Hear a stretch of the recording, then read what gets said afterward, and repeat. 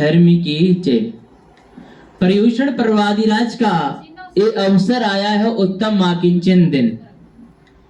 वास्तव में जैसा कहा गया है उत्तम माकिंचन दिन में धर्म में कि हम अकेले हैं, हमारा यहाँ पर कोई नहीं है।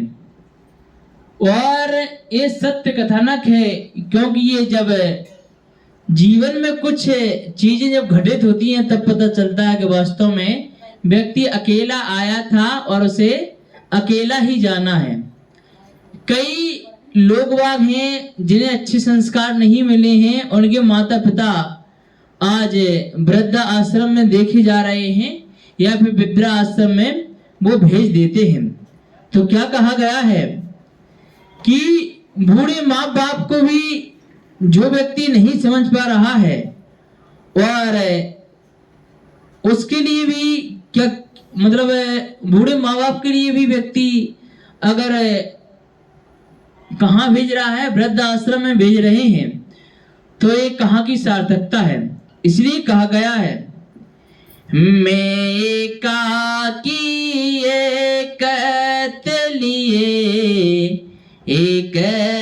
लिए सभी आते, मैं एकाकी एकत्व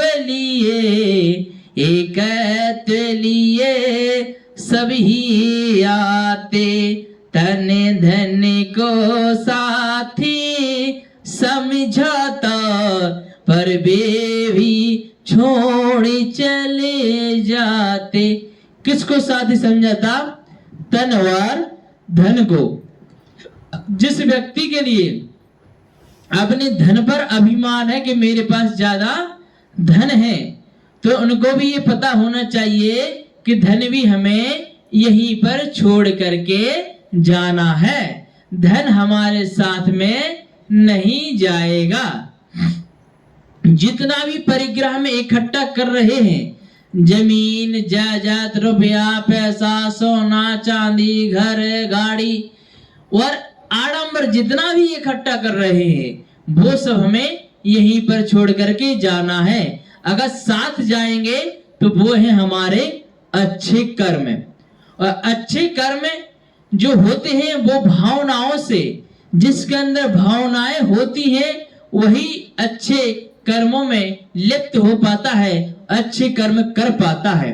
क्योंकि अगर जिसकी भावनाएं अगर सही नहीं होगी तो वह किसी भी कीमत पे अच्छे कर्मों की ओर नहीं बढ़ पाएगा और अपने अच्छे कर्म के कारण जो मोक्ष पद की प्राप्ति कर सकता था वह नहीं कर पाएगा।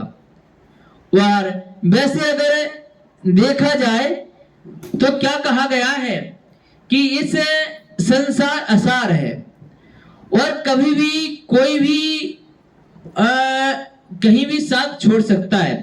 पति पत्नी का, माता पिता बच्चे का, बच्चे माता पिता का और कई सारे रिश्ते हैं। तो क्या कहा गया कि